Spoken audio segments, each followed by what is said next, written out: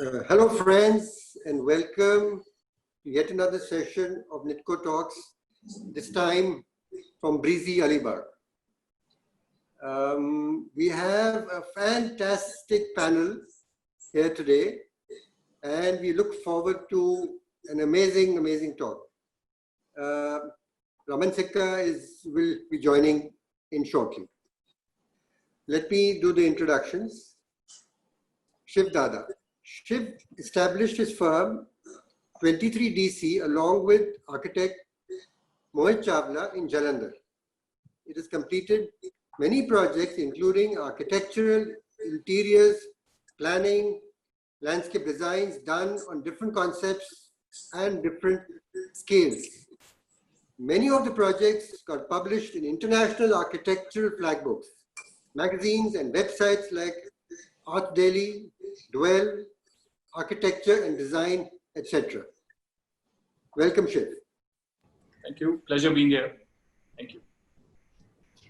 Sujit Nair. Sujit is the principal designer and founder at Sujit Nair Design Group. The firm has won awards for both architecture and interiors, and in 2012, it was given the opportunity to exhibit at the Venice Architecture Biennale. It was also featured on CNBC's Young Turks in 2013, a show widely known to recognize emerging entrepreneurs. Sujit holds a master's degree in architecture and urbanism from the Architectural Association London and has also worked as an architect at Zaha Hadid Architects London. Welcome, Sujit. Thanks so much, Anika. Nice being here. Vaibhav Dimri. Vaibhav is an architect and urbanist. He co-founded Anagram Architects in partnership with Madhav Raman, which is internationally recognized amongst top emerging practices in the world. Over the years, the practice has garnered much international acclaim, including a nomination for the Aga Khan Award 2010 and inclusion in the Wallpaper magazine's Architects Directory 2009. It has also been included in the Architectural Digest list of the most influential South Asian designers for consecutive years since 2014. Welcome, Vaibhav. Thank you. Pleasure being here. There is also a demand for Vaibhav from our panel, our Hampi panel, and that Vaibhav is going to be fulfilling for the 100-odd people who are wanting to.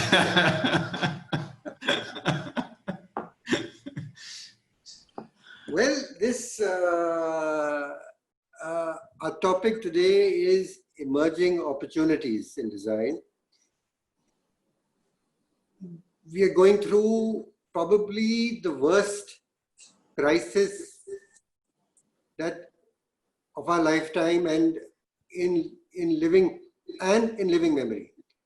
So I have always believed that there is always opportunity in adversity. So we have now a chance to look at new opportunities, and what we're going to discuss today are these opportunities. The first question to Sujit. Since we've been in lockdown, we've all had to find alternate ways to keep our businesses going. What are the various digital tools helping you run your business, run your practice? Well, I don't think we've switched to anything that's been awfully different from what we were doing earlier. Our office is sort of set up in a way that it allows me the flexibility to review the work and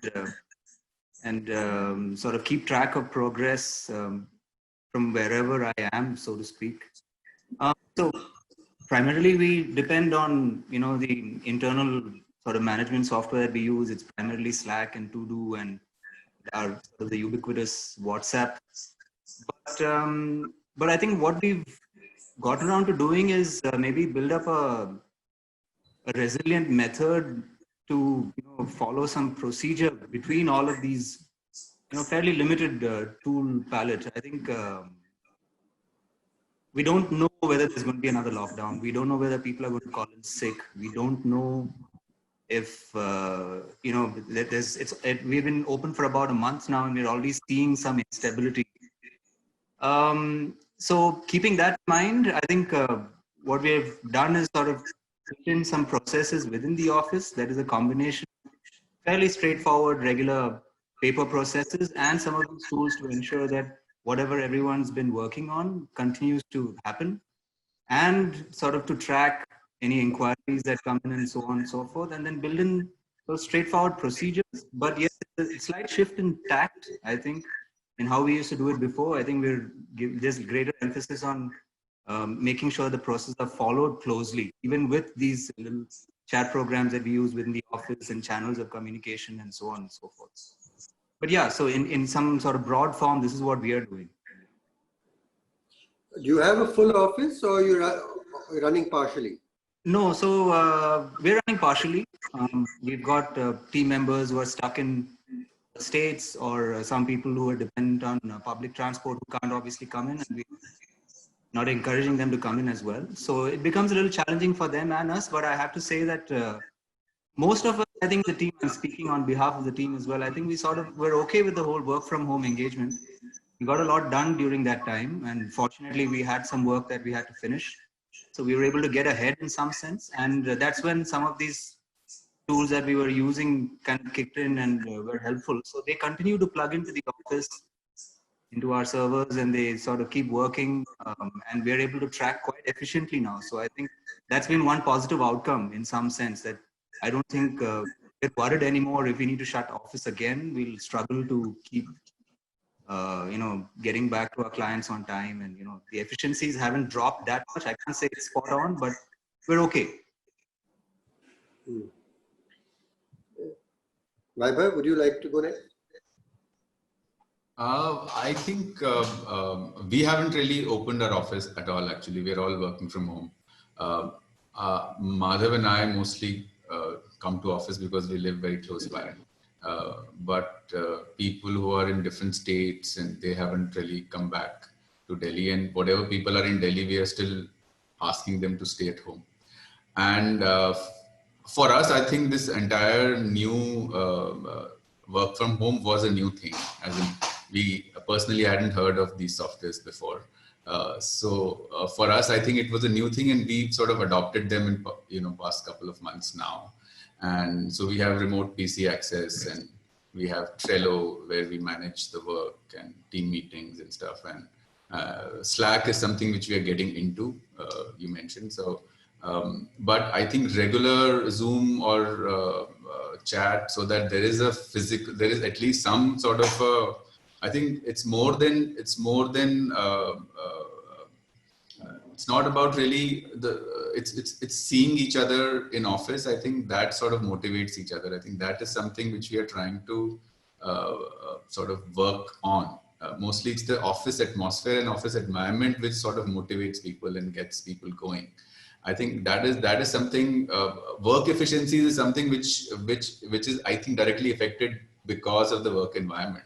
So what we are working primarily on is these processes, and all that is something which we are working on, but mostly how we can sort of interact more and more sort of visually. At least there's some visual sort of this thing. Even we have every Thursday, we have some presentation or something, some new person, within the office, they will present something random, regular, something not architectural, something completely random.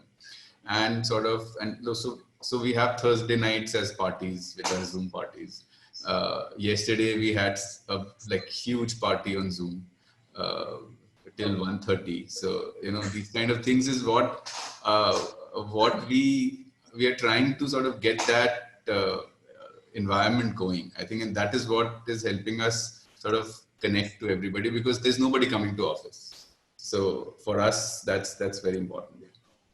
No, but what you're saying is so true. We need to be in office. I mean, working from home is sounding good, that okay, work from home can work, and now we won't need half the people to come to office, but I can't handle it. We are on calls all day, we have Zoom calls all day, all our people working with us are at home, but nobody has large home, nobody has one soundproof isolation room. I mean, how can it be? They've got kids running, they've got noise coming, they've got bells ringing. I mean, it's just not the same thing. How can it be the same thing? We need to get out, get into office, feel the action, and get going like that, isn't it? Okay? Absolutely, I would agree with you. Very difficult to manage from home. Actually, the initial about 40 days or so was kind of interesting from home, but after that it became kind of impossible. So we've now started from the office. I mean, running the office partially. Yes.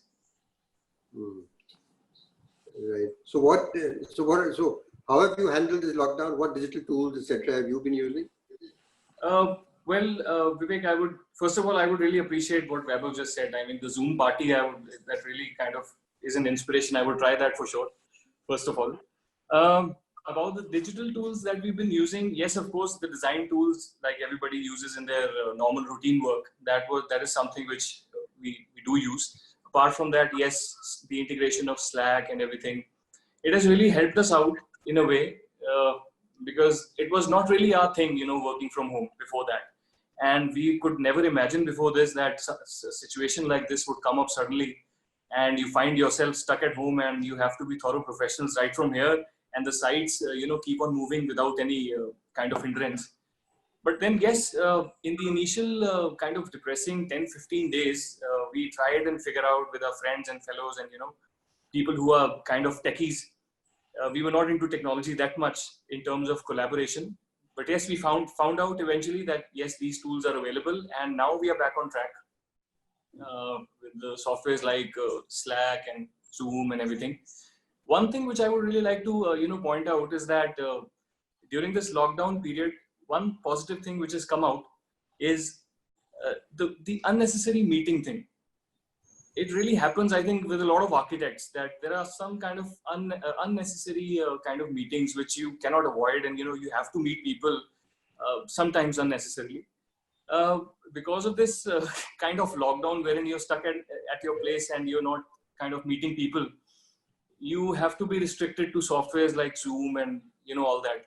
This way, I think we've become more precise and we know what to talk about, since you're integrating the entire thing and then you have to talk one-on-one on the software. That's kind of given us the only thing which an architect is always short of, which is time. And we certainly have a lot of time now, and we're really enjoying our moment of good design. That is so true. That you've been able to cut out the unnecessary meeting that can be done on Zoom. And I find that a Zoom meeting is far more effective, far more focused, and you can get all the people who you want, because anybody and everybody can join in from wherever they are. It's done very effectively. The only thing is that we've been having a schedule for meeting, and they go back to back. It's far more stressful than being in office. One meeting after another. And as Raman has just joined us, he's just finished his meeting and got on to this one. So you can imagine how much is it takes. I mean, it's a bit of stress that gets involved in doing these Zoom meetings. But I guess it's fine. At least when we get back to work, we'll be able to cut out a lot of the meetings that we don't need to go. Yes. So let me do the introduction. Raman Sikka. Sir, good morning. Good morning. Raman began his journey in 1991, and today his firm, Sikka Associates Architects, is a leading and respected architectural design consultancy firm in the country. From domestic and international aviation projects, institutions, commercial retail projects, to healthcare and housing projects, Raman's work encompasses the length and breadth of the country. Thank you Welcome, for Ram. Welcome. my sincere apology. I think I just got last few sentences in the last meeting, last minute, and very right that Zoom meetings have cut down the travel part, and in large, everybody begins very well, very active. But the one thing said earlier is that meetings don't have time, so endings get extended. But it's but I think everybody has been getting used slowly to web meetings more and more, and I think it's a of function. All of us will find I think very more efficient. So are you fully operational because you are in Delhi? Delhi, like Mumbai, is a hotspot. Yes, fortunately, unfortunately, Delhi's I think overtaken Mumbai, but we are quite functional. The government has chosen to open out everything, but that does not mean that we are really safely functioning. We're trying our best. We have about 40 to 50% staff coming in because we feel that some important like better in office itself, but still half the staff is functioning from home. So that's the balance that we're trying to maintain. So the question we were on was that what digital tools would have helped you through the lockdown? I think we are still exploring that. I think so. I think architects at least were not very versed with a lot of new technologies, new digital tools to actually use on a daily basis. But that has changed. One of the things that has changed in the last 3 months, we are increasingly figuring out what kind of procedures, what kind of digital tools, what kind of other ways and means of functioning from dispersed locations we need to learn, we need to use to be able to better handle the work. So that's still a process. We've all been web meetings, of course, across 3-4 platforms are all being used.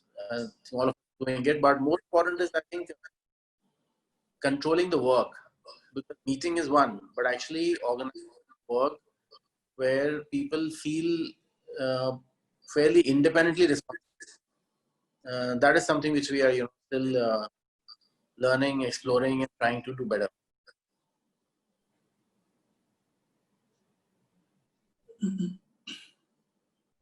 Okay, so moving on to the next question. This is to Shiv. Do you think prefab is the way forward?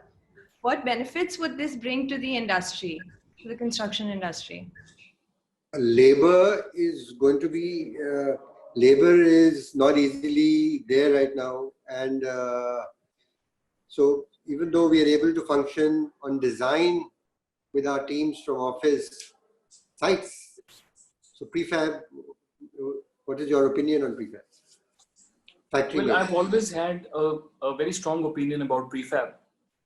There are several reasons to it. As a company, we design a lot of projects. Somehow, there are certain projects which are done for the low-end community or the LIGs or so. Prefab before this current situation, our perspective was limited to in a way wherein we thought that prefab would somehow reduce a lot of cost. And it actually does. Once you have to repeat the residential or the kind of living modules that way.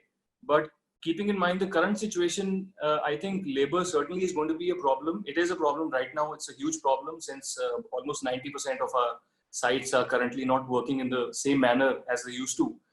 And you don't know what would be the situation in the coming near future. So prefab certainly has a very good chance to be in the spotlight right now. I think the entire industry right now is at a point where we are actually experiencing the shortage of labor in a big way, and also the kind of unprofessional attitude that we normally every day face in our profession, wherein all these labor elements, most of them, they kind of, the deadlines are not achieved, and sometimes even the quality is kind of hampered. Prefab solution would be the key, but done in a professional manner, I think, and done from the right hands, certainly, yes, it's the future. I have a strong opinion about it. I think Indian industry needs to get organized to supply everything ready-made, whether it's doors, windows. I mean, everything just needs to come, ready going Readily forward. Yes. Well, I think to quite an extent, prefab is already a part of the buildings right now in terms of many other materials, like to an extent, I'm saying, windows and other components of a residential or commercial building. Many of the components are currently prefab, but when it comes to structure specifically, I don't think the industry has developed to that extent right now. But yes, I think this is the moment wherein the architects are kind of interested and they're looking forward for that to evolve right now.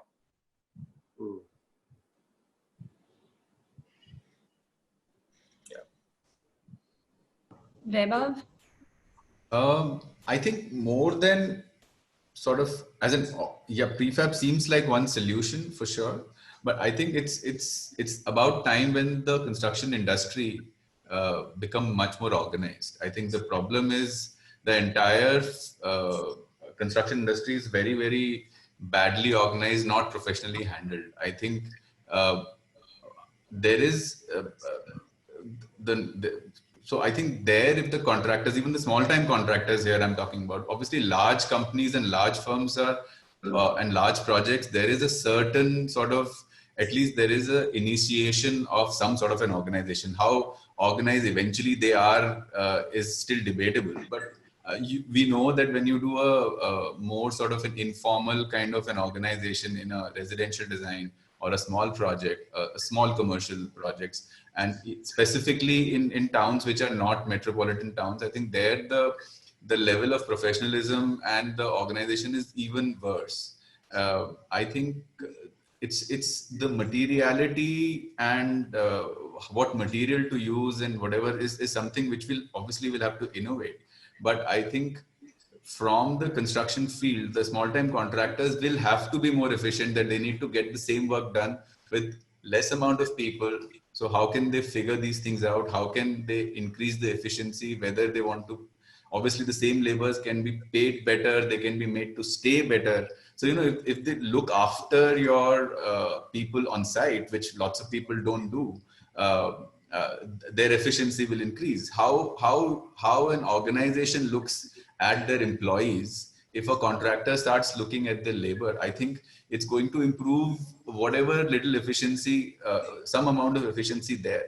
And obviously, I think that the technology with which, the other thing is, I think we are still sort of in 60s and 70s in terms of even how we do the concreting or the shuttering or whatever. Even if the regular, I'm saying non-prefab structure is also done in a very, very sort of rudimentary way.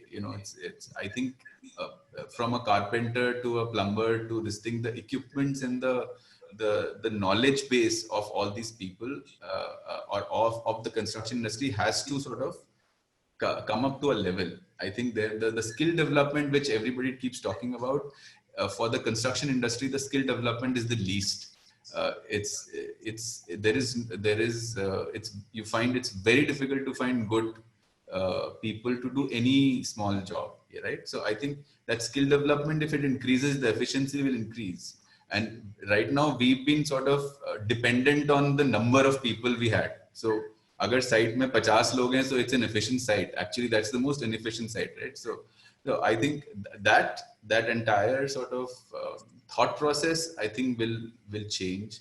And I think that would be a good thing. As in, if we can get more skilled people, the same thing can be done with much lesser people and much better. So instead of, obviously, a prefab is the next leap. But I think at this stage, that is immediately, I think this can be something which can push the efficiency. I talk of this again and again. I was in LA where my son lives, and he was building his restaurant. It's his 8,800 square feet restaurant. It's a big space. And I went to site with him to see his work is on full speed. So I went to site and saw 5-6 people kind of hanging around. So I thought maybe lunchtime or tea time or some time, they were all on break. So I said, where are the people? Because after 15 minutes, it continued like that. They were kind of pottering around and doing something, and something was coming up. These are the people. There are 5-6 people building the whole restaurant, and it will be ready in 2 months. I said, the restaurant like this will need 200 people in India. We need 200 people who need to see activity, carpenter, electrician, plumber, this, that. No. It's 5-6 people come and 5-6 people finish the whole place. I mean, that's the difference. It's 1 and 100. Is that kind of a difference that we are operating with in India and around? So that can only be if the materials support being able to work with few people. So I guess sooner or later we'll have to get there. True. Raman, what do you feel? Sure, sir, absolutely. I think this is a moment where all 4 stakeholders in the construction industry, whether they are the design professionals, whether it's the construction firms, whether it's the vendor products or the people, the industry making and build construction, and the laborers, everybody has a chance now at this. See, whether we talk of the economic factors of the last 1 or 2 years, or whether we look at this particular pandemic which is now happening, this is a time when we launched the change which was long due in our industry. For the last 5 years, also saying that there's hardly been any in the way we work, and therefore the way we operated site, or maybe the only change that might be there is in terms of finishing products have become better to an extent, but the core process is still the same. The larger the projects are, more the variables and the bigger the problems can be with this kind of construction. So I think if we look at fab construction, role, the construction can be much better scheduled, much better managed, much better delivered by the construction firms. The people who are working on site, why should they be doing the same kind of a role from morning till evening what they were doing 75 years ago? They were better off working in factory, closer to their native villages, closer to their homes, rather than traveling to sites all across the country.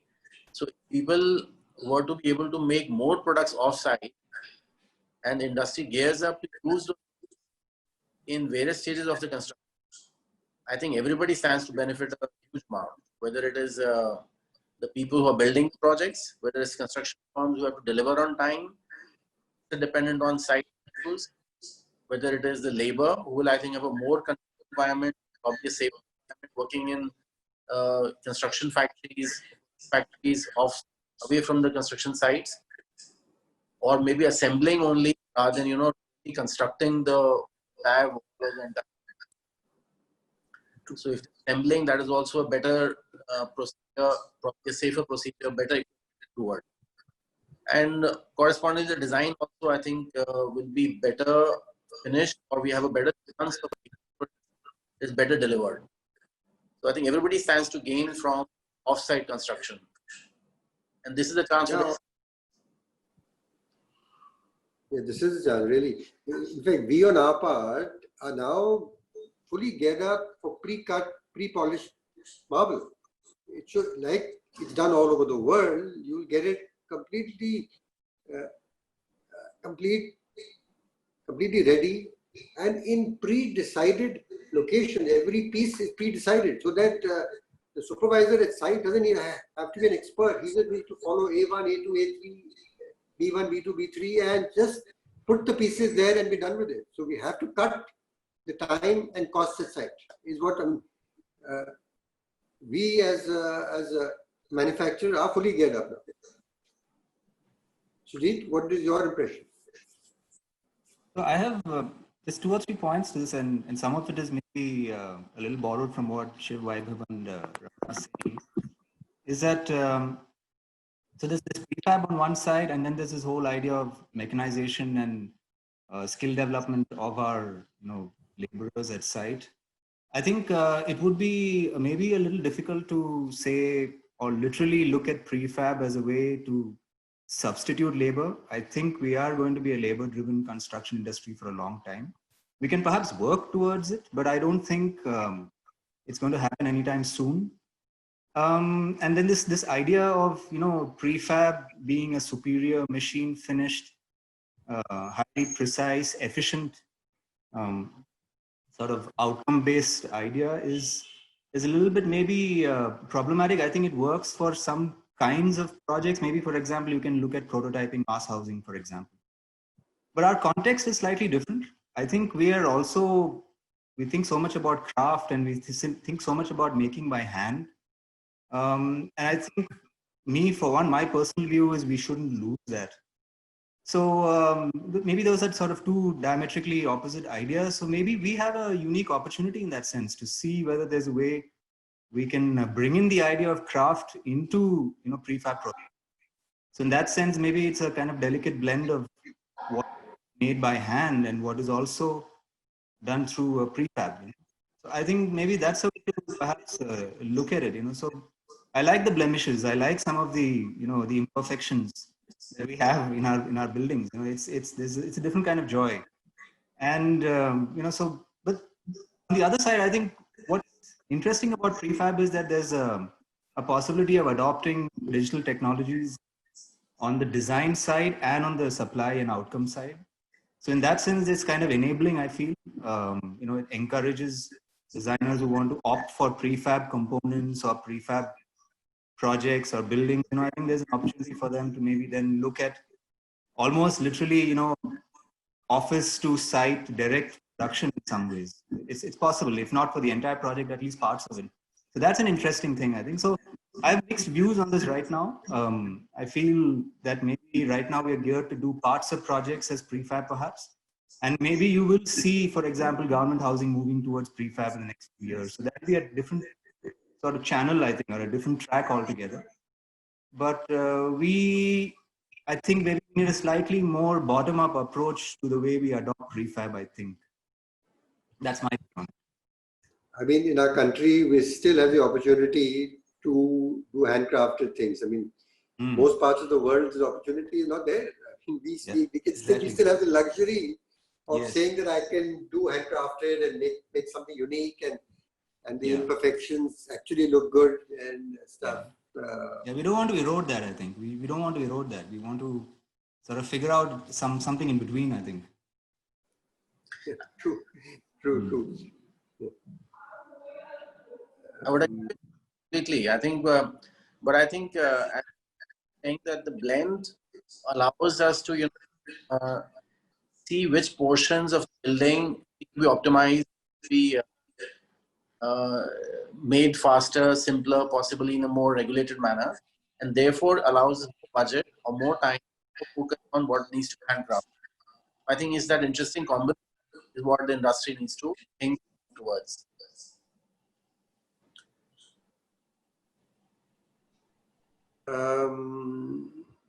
Okay, next question. What will be some of the new forms of collaboration within the design industry in future? Vaibhav, you take that?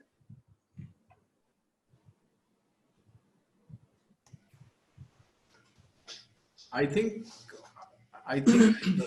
again, I think I would like the collaboration between the designer, what everybody is talking about is that all the four stakeholders have to be much more collaborative now. This is the time, and I think the fact that, and I think I would put that the final person who's really working on site, the person who's working by hand and actually making the site, and the architect, which is the furthest removed in a usual construction process, have to come closer now than before. I think that would be quite interesting if the collaboration happens directly with the mason or with the person who's actually working on site. I think that would make things, because I think there is a lot of communication gap between the designer and the final person who's actually doing. And the larger the project becomes, the communication gap becomes wider and wider. And also that's why the design gets dumbed down also a lot of times, because you want to not have that communication gap. So you dumb the design down so that it's simpler to explain, right? So I think that collaboration is something which I feel is very, very important, and more so now. But in any case, I think various other from us, from designer to the people who are providing products, I think there we need to innovate how to make these products reach on site, and like what you're talking about, how to mitigate the amount of time that product takes to get installed on site. I think that will have to come within the design thinking of the projects. How we detail the projects out will have to sort of take that into account, and it cannot be just be a drawing and then it the innovation will have to happen into how the construction time gets reduced. So there, I think more collaborative efforts from the people, from the person who's designing to the person who's executing, needs to be there, I think. So other than reducing construction time, with the complete focus now on, make in India and local for vocal, I assume there'll be a lot more collaborations with designers and manufacturers, because the more I've spoken to designers, I've kind of figured that, they're trying to reduce their dependency on trying to buy only Italian furniture or things from abroad and try to focus on, creating good enough products within India to use in their projects. So I think it was a vicious circle. I think the thing is that the good products were not available because there was people were buying the good products from abroad. So nobody was getting incentive to actually create a good quality. I think so. I think that circle is broken now. I think because it'll become more and more difficult to, import, and not just because make in India, but also generally, I think people will be discouraged to travel and all of that, at least for some time in the near future. So I think that will give an opportunity for people to create things. And also I think how it was done earlier, that at the design stage, you were actually innovating at every small thing in that project. I think that has to come back. I think we as designers had become lazy, I think that laziness, because things were easy, right? So things, you could just specify something and somebody else deals with it, right? We don't have to deal with it. That's specific. You've given it. Now it's the vendor's responsibility. I think it cannot be like that anymore. I think it has to be a collective responsibility, and the only way it can sort of be part of the design seamlessly if the design is thought like that, and not it's not an afterthought. Mostly a lot of these things become an afterthought. So I think that needs to be. So I think there's an opportunity here for having sort of more innovative, homegrown thoughts. So Jeet? No, I completely agree with both of you. I think I, for one, I mean, just going by my own thinking on this in the last couple of months, we are examining specifications a lot closer. I think earlier it would be just a very straightforward, sometimes overly templated idea, but now we're engaged in much better conversations with product suppliers. We're trying to understand what the compositions are. We're trying to understand whether they have to health standards and whether we're specing it right and so on. So I think that's a very different and interesting kind of engagement. There's learning in there, and I think it's a much more collaborative process too then, which is not something perhaps we're guilty of not thinking of it like that until now. And that aside, like Vaibhav mentioned, and we're also talking a lot more to the people who execute projects, and I think that's also become a lot more collaborative in that sense. I think we've, in some ways, these sort of hidden hierarchies are kind of melting away, I think.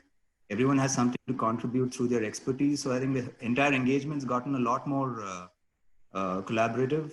But on a completely different note, I feel like there's a sort of new movement as far as collaboration between designers is concerned. I've never really seen so many people come together on platforms in the last 2-3 months.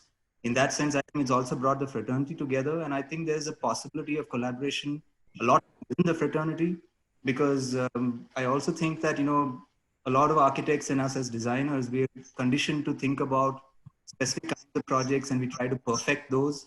And now maybe it's a time, because now I've been watching so many of these webinars, and I almost have met, or maybe, watched so many new designers who are doing very specific sorts of things in different genres, and they're doing different kinds of stuff. And I think maybe it's just made me a lot more aware, and I think it's made all of us a lot more aware. I don't know if it's all sort of seeped in, and maybe now I will look to collaborate with somebody in another city, considering the travel hurdles, to see if I can deploy a project in another place, and maybe that's the only way.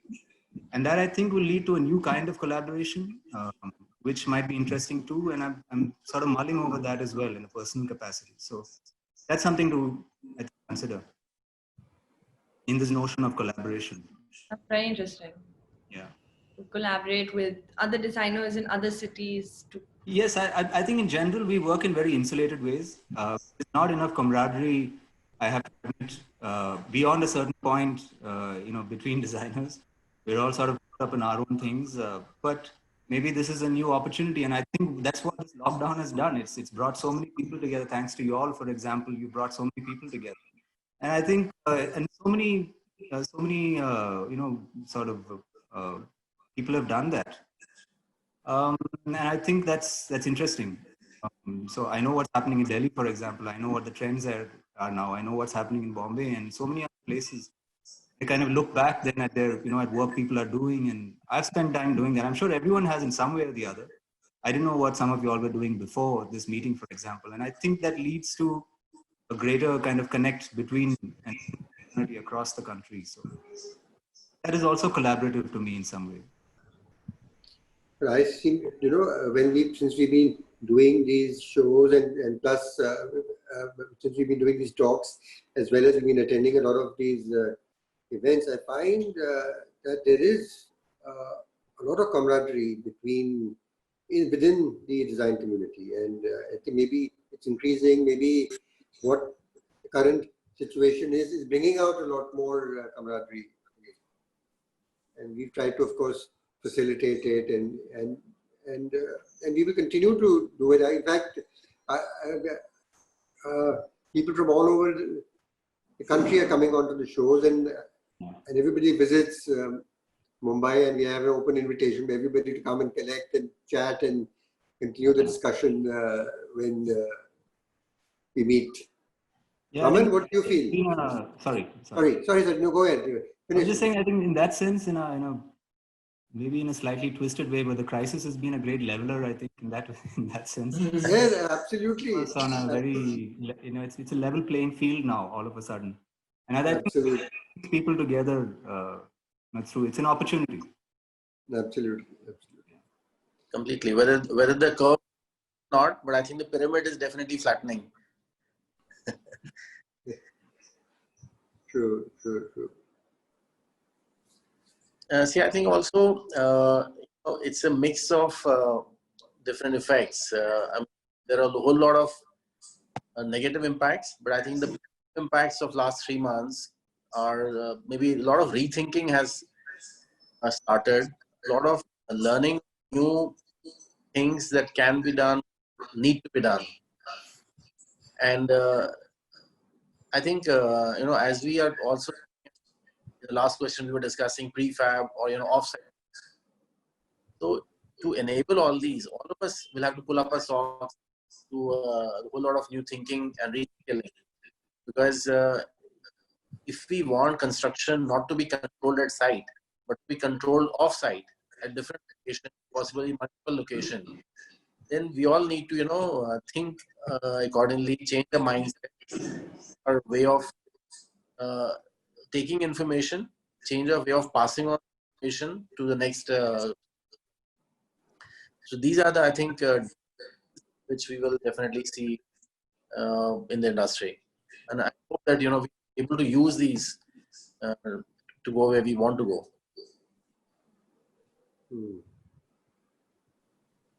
Shiv?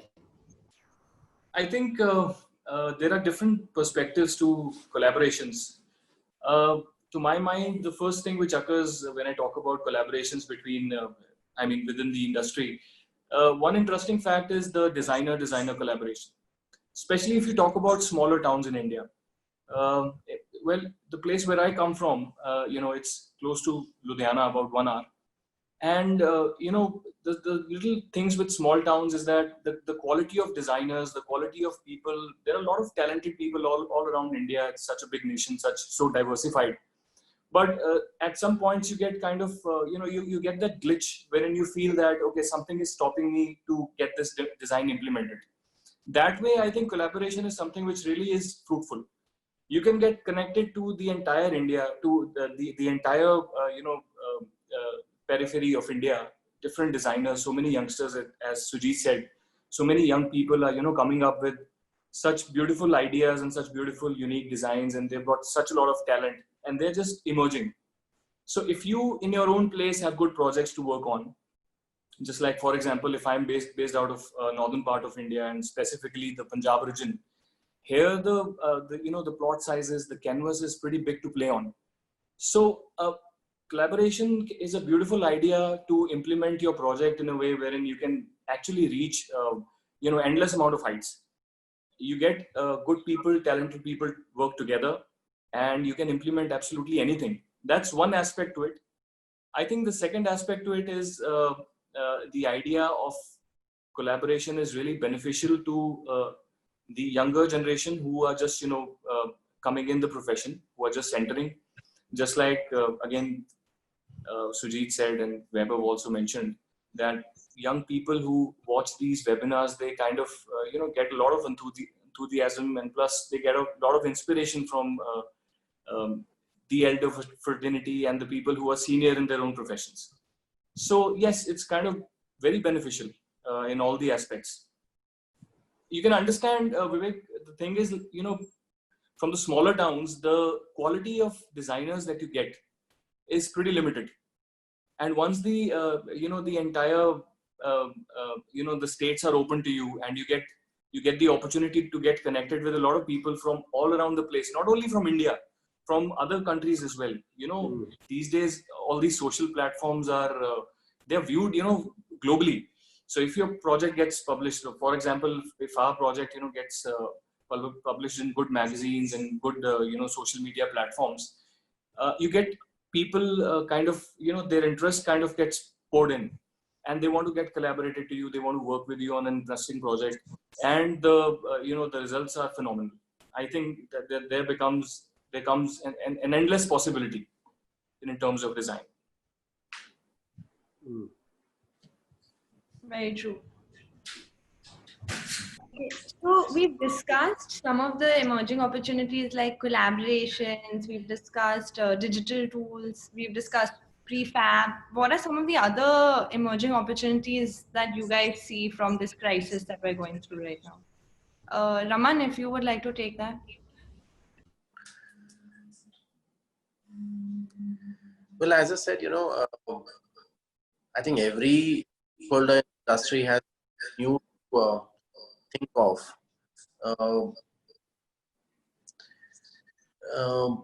As architects, all of us work in certain teams, sort of people putting together their effort. How we collaborate also. That may be only a short work from home and other aspects. I think have brought a certain amount of flexibility, and I think we are able to get away from the regular routine and look at more of output, more focus on productivity, working from wherever they may be at whatever.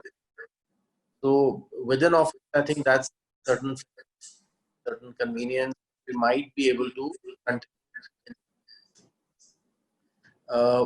How we collaborate outside of office, as Shiv was also saying that with other techs or other consultants around the world or the country, that seems very convenient. So I think that convenience, ease of interaction, that has significantly changed. the perception has actually built up. Wherever people may be, you can easily connect. You need not be sitting together, need not be close to locations.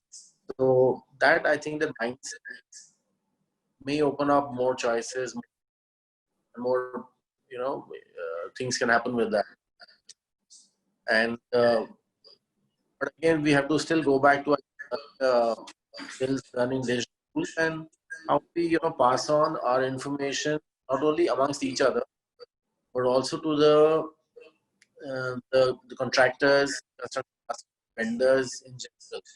That, I think, needs to be also significantly upgraded. I think in the construction industry, the goal is really sitting at a place where plenty of new choices, plenty of new opportunities to look at in every aspect of the work that we are doing. Now, how many of these we're able to, actually move forward? Which are the companies which take lead in moving ahead? Those are the companies, those are the people, I think, who will benefit first. Because if some firms take the initiative, for example, if one sets up a new way of construction amongst a few vendors, and if those vendors are able to collaborate, bring out products, complete a site more efficiently without needing to sit on the site in the throughout the process, I think that's outlook that I would say we need to be looking at. And if does we make products which are reducing the site work, which are reducing the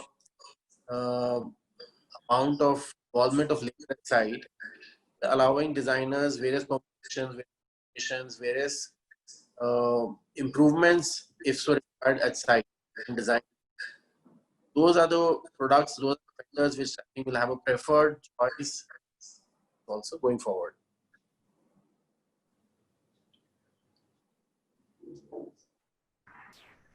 Shiv, if you want to take it.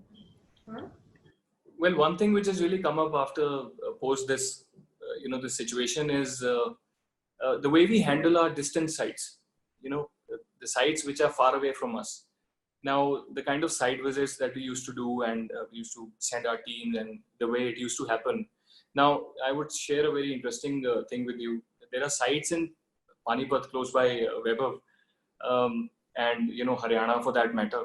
All of those places are a little on the lower side in terms of being affected from COVID as compared to Delhi. So there somehow the work is still in progress. So, our clients, I found them, just calling us on the WhatsApp and, WhatsApp and stuff, giving us video calls, and they're roaming about the site and discussing things with us. Now, that's something which has really come up in a very, fantastic way. I mean, you're sitting on your seat and you're experiencing the entire site narrated by the client, discussing all his problems, and, and believe you me, it is as good as visiting the site yourself. Now, sitting here and working kilometers away from you with that kind of convenience is something which has come like a major surprise to us. That's an interesting aspect. So site visits, yes, this is something, the distant sites and the way you handle them, this is something which has come with a different approach.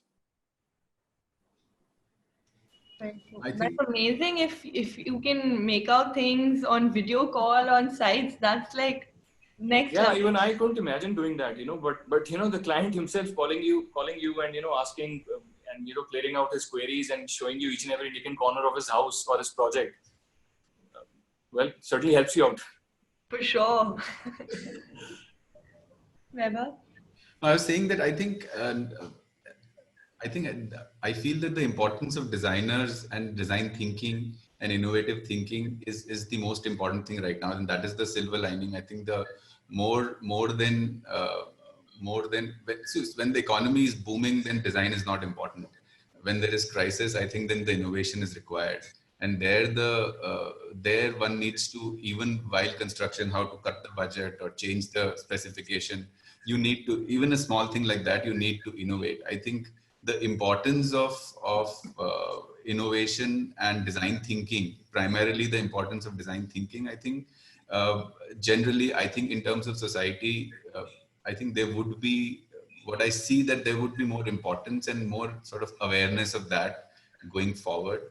And I think that is what I see as a good thing of all this, as a very important good thing.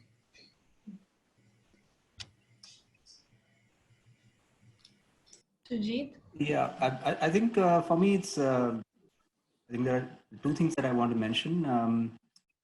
One is I'm noticing that even with the work that we're doing, almost every project type is being sort of questioned now, as sort of Vaibhav was touched upon as well. I think every typology is going through a process of reappropriation, or it's being maybe completely thought through. This rethink altogether. For example, the way you think of retail now moving forward will be very different from how you thought about it until now.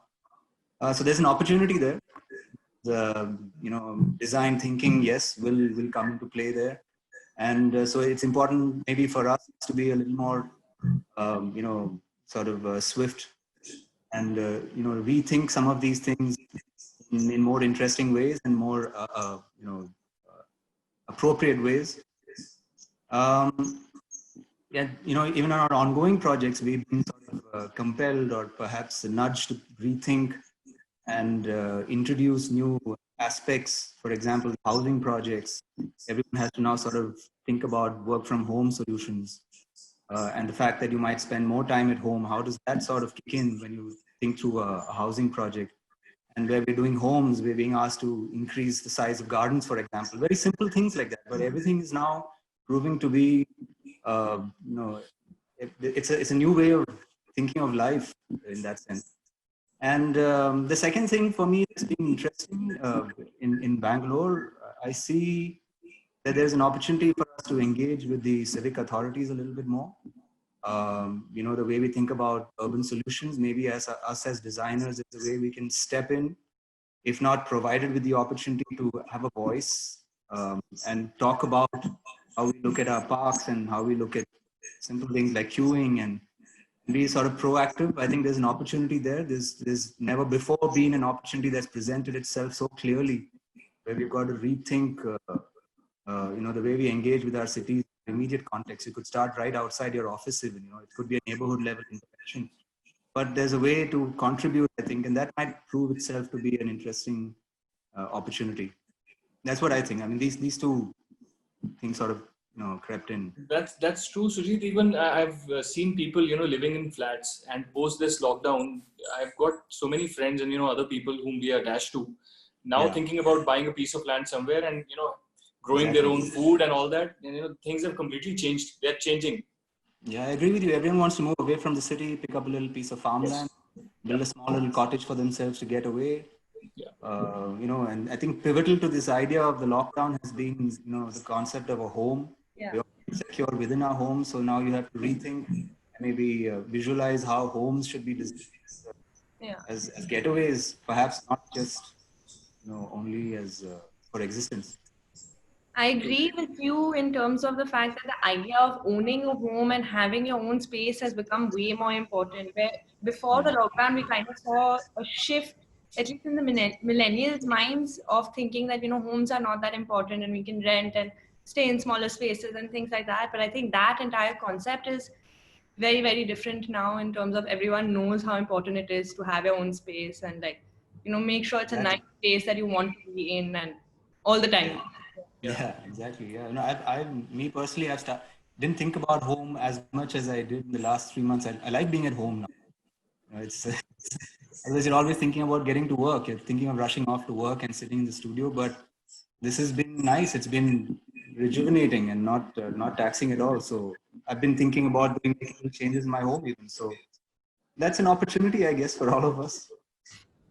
Yeah, everybody's now, because they're at home and they're in the kitchen, they're cooking, they all want to see the kitchen in a particular way, some additional gadgets in the kitchen, some additional, maybe it should have been designed a little differently because,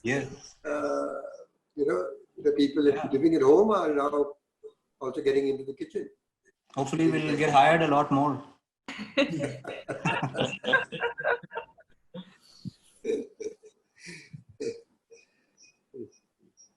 In fact, it's a blessing in disguise. People looking at bigger gardens and and spaces like a space for an office, even if it's not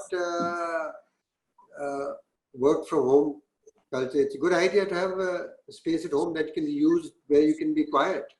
Otherwise people don't have quiet places where they can go and do just some work. To allow working from home, I think even the design of homes needs to have a for every member in the family. Whether person who are sitting at home, whether it's those who are working, everybody needs a workspace also now. Yeah. Okay, next question. Soon we hope to get back to full-fledged work. What plans do you have to reinvent yourself? What are you going to do differently? What have you learned, and what plans can we implement going forward? Raman, would you take that?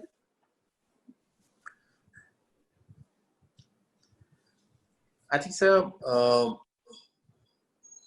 I mean, the answer is on every level. I mean, there will be some things on an individual level. As Sujit is also saying, maybe we're looking at a little different way of working, taking some more time for ourselves, not necessarily office. Learning some skills to be able to do that. And even for the staff, I think we've been telling that everybody has to learn how to share information, how to come together, how to connect better. So I think at a personal level, we all need to do. We need to, I think, look at not just vertical growth, but horizontal growth skills. Learn more things which will allow us to work better. Apart from that, were you asking at work in terms of?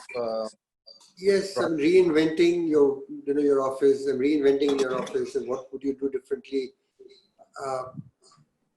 compared to how we were doing before? New procedures or new, any specific way of working or new designs, or what are you forecasting as the new changes that you'll have to bring into place to get back into normal work? I think, essentially all of us were working in a certain way all this while, and we are trying to solve problems. Now we have a whole lot of new problems to solve. So that's the opportunity. And I think all these new issues which have come up suddenly need to be addressed. And, if you're looking at not only connecting with office, but also connecting outside of office better, more efficiently, is the way of working with everybody that needs to be rethought of. But more than that, I think I would say of the way we are designing, the way we are imagining projects, immediate change there. Except I think the quality of space, the minds of people, I think would be slightly more important. I think people will always not look at the minimums possibly, and I hope that they are able to allow us that flexibility of doing some kind of better spaces also. So those are some of the things, but I think the changes are going to be there almost in everything,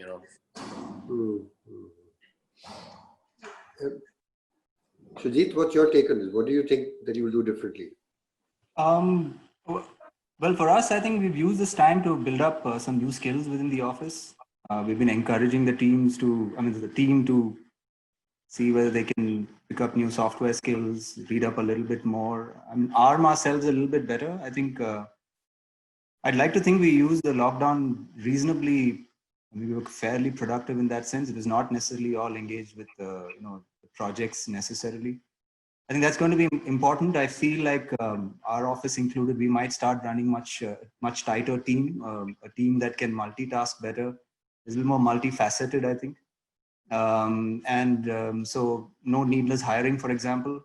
You sort of, otherwise there's a tendency, you get more, you hire more people. It won't be like that. I think we'll challenge ourselves a little bit more to take on more work within existing numbers or with the existing numbers. That's been one thing. I think so. I'd like to think that we're kind of arming ourselves better. And I think maybe a lot of offices that I speak to are also doing the same to see whether they can run much tighter ships once all of this ends, and see whether you can sort of offer clients that then, or once, so it's now a diminishing race. Prospective clients, they don't exist as much as they used to. So when they all come back, we want to be able to offer them what we were earlier with a little bit of a difference, hopefully. I don't know. I'm just thinking optimistic, to be able to speak to them slightly differently and to kind of cajole them and counsel them a little bit more. So I think that's how I would like to think that we will rebuild. We'll use this time to. But yeah, that's my immediate kind of thought on it. I think all designers would like to consolidate, become leaner and more efficient at whatever we're doing.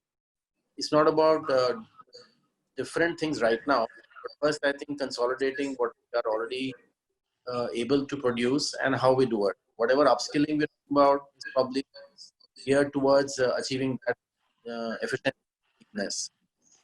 Yeah, I think our office is like 12 or 13 years old now, and we've now revisited a lot of the things that we've done in the past. We've tried to rework the website, for example. We've redone our portfolio. We've re-examined all our CAD processes within the office, stuff that I don't think we would have done for the next 10 years, I think. Right.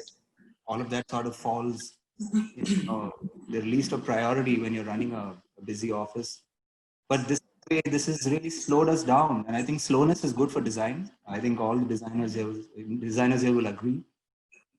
It creates better outcomes. So I think that's how everyone will hopefully look to rebuild. And in general, there'll be a better way to think through design as the next year and the year after and so on. It'll build better design culture, I think.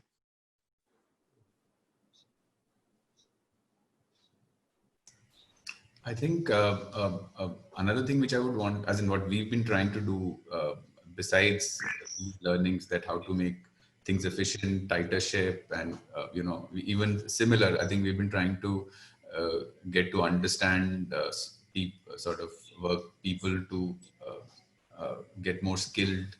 All of that. I think another thing which we've been trying to do, it has happened in our office, that we've become much closer, tighter group together, in the sense that this sort of brought us together, and not just like in sort of co-employee, but I think it just got emotionally connected us together. I think that was that also I see as a very good and important thing, I think. And also another thing which we've been thinking about is, already we were not sort of in a very hierarchical sort of thing, and I think we are trying to make the office more collaborative, because I think within the office, from the intern to everybody, I think the collaborative and the importance of design thought from everybody, and we try to do that even on the site, is very important to us, and I think that is what we've been trying to do. And with this, and we feel that there would be a lot of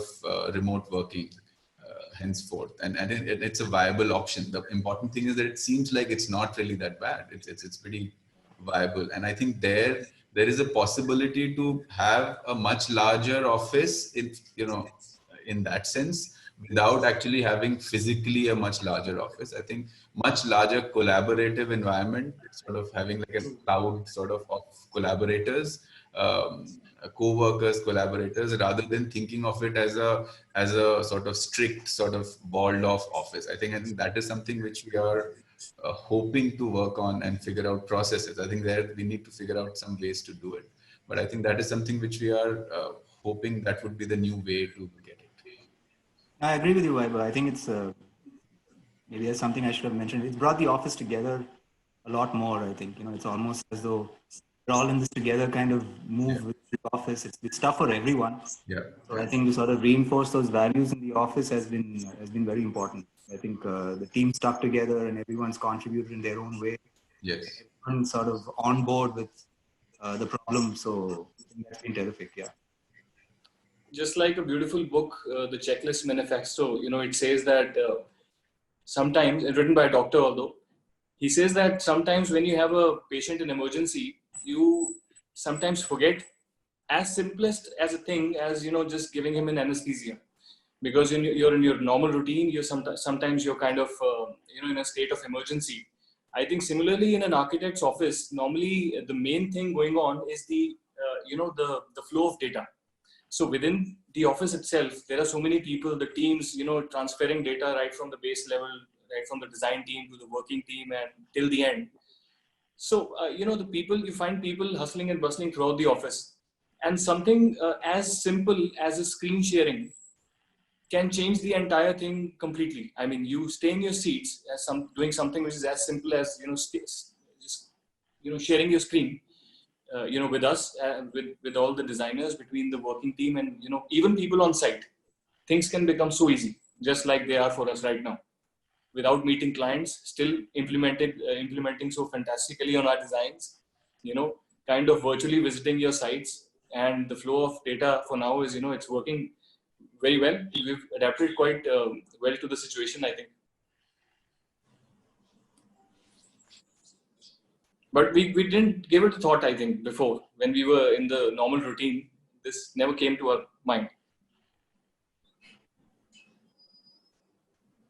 You're on mute.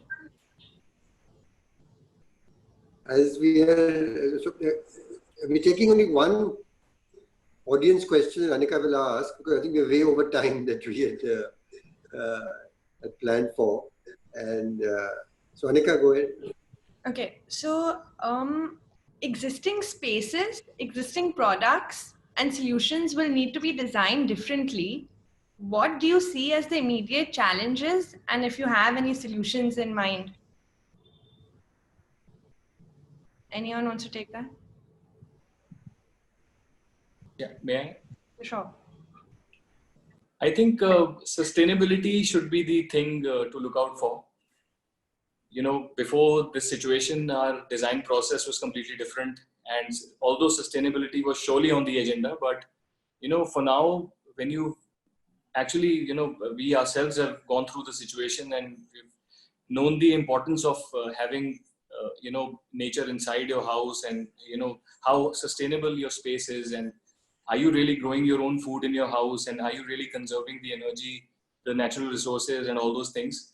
I think, yes, certainly, not only for us, and I'm sure for all the other design studios, sustainability should be on top of the agenda. We've actually been through it now, and the idea is pretty clear that sustainability is something which is really important. This is how we're going to design our spaces, revolving the entire design process around sustainability.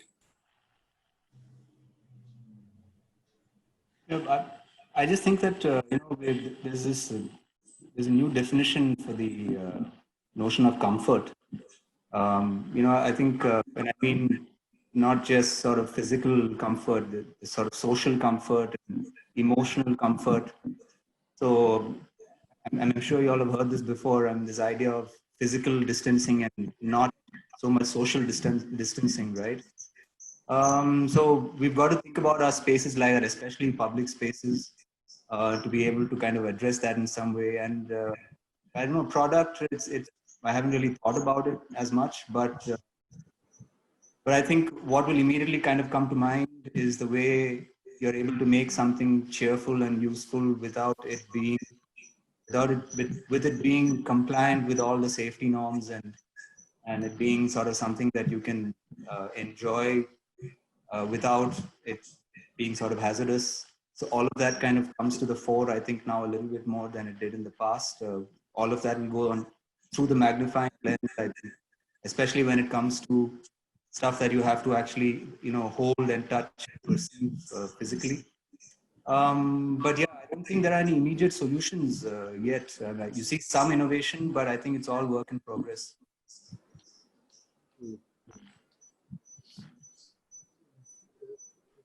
Raman, you take that? I would agree that there is definitely scope for immediate innovation. So, for example, earlier we saw a wave of sustainable design, sustainable products,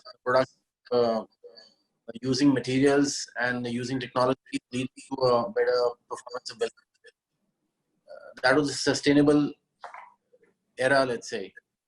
You had a smart range of products which were geared towards connecting people better, better. So that is more and more efficient for people. I think now products can also look at hygiene factor, significant amount of improvement on the kind of the finishes, the user experience, and also the quality that they can offer.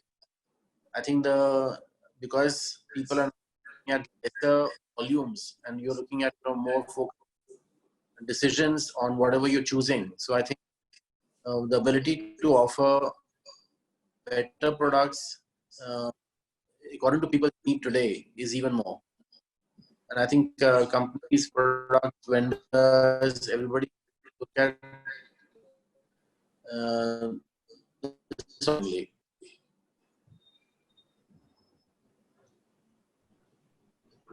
So sustainable plus smart plus safe. I think that is what we cannot give up on the earlier thinking, the earlier aspect of technology, but we need to, I think, move ahead, keeping those also and still put it. We may not be able to make too much at site, but let us move it off site. Keep it sustainable also, keep it smart also, and still, I think, something new, something better than what we were doing earlier. We're able to improve and keep what we had and to people in different way. I think that is what we'll be happier with. You're right. I think we've seen in the news and everything throughout this time that, even a smallest thing like having maybe a brass handle or, the handles for your doors, the hardware, it's a self-disinfectant. And we all have been using, I won't lie, even we in our office have been using all of these stainless steel and all of these fancy little handles. But now if you talk about hygiene and after, going through all of the articles that are coming by, we've realized that something as basic and as simple as having a handle in your house, the handles, if they are made of all of these metals which are, self-disinfecting, it could make a lot of difference. So you rightly said, all of those factors have to be considered thoroughly. I think I'll quote a small example. Just at a client, and he was looking at floor finish on a building. Instead of trying to use any of the regular finish, he wanted options, and we finally came across using epoxy on the floor. Now, epoxy is the material which is seamless, no joints. Whatever colors you want, and it's also cost effective. So options which were maybe not under consideration earlier, but which are now being thought of and looked upon for various benefits that they can bring to the table. I think even offices with a very that can be done. I think it's just an example, but the idea is that a whole lot of new thinking allows you to bring out new solutions. True. I think the thing is that till now humans have thought of always like a conqueror of nature. They will conquer this disease as well. That is what they feel. They will make a vaccine and then everything will go to normal. I think that thinking needs to change as a human race, and we need to figure out a way in which we do not think of conquering this beast which we call nature. We always try to do something where we are trying to sort of one up on on something. So if there is a forest fire, I'll figure out gadgets in which we can douse the fire, but we really don't go to the bottom of the problem. I think that is something fundamentally as a design thinker we'll have to start thinking about, because I think we are the largest destructors of this planet combined who are constructing. I think there has to be some way in which we sort of figure a way out. I don't know. There is no ready solution. It's work in progress. These are things which you are sort of, they are right in your face, and we should not turn around again and sort of become this guy who's conquering this virus, and then the next virus come, or the whatever next calamity comes or something comes, and then we conquer that. I think that approach is something which is wrong, I think, fundamentally. Okay, Yes. guys. Comes Go ahead. Whether it's global warming, whether it's pollution, whether it's pandemics, all these are mankind created, and all these are created because of various small decisions, various small actions that we do over a long period of time.